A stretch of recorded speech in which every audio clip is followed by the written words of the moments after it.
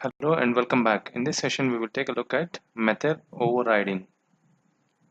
We have two classes here, class A and class B.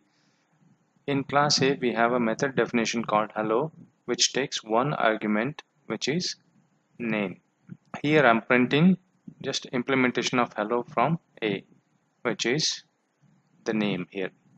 Suppose if we want to have a different implementation of this hello in a derived class. So here I have another class called B, which is derived from A. So class A is a base class and class B is a derived class, or class A is a parent class and class B is a child class. So class B is derived from class A. Suppose I want to have a different implementation of hello. Even though if I create an object of B, I can still access hello from A.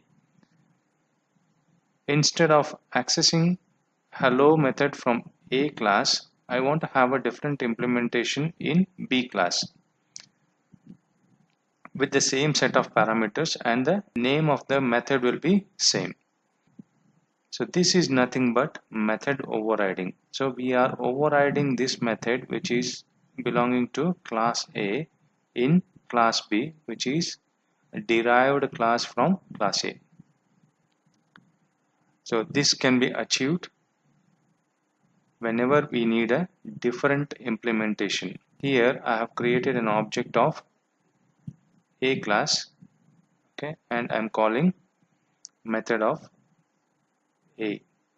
And here I have created another object of class B and I'm calling hello method from B. So let me execute this.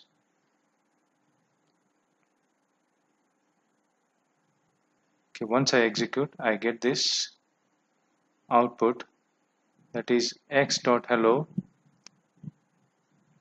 prints implementation of hello from A, and the name is the parameter which we have passed, which is Raj, and through y.hello we printed implementation of hello from B. So this is how we can achieve method overriding.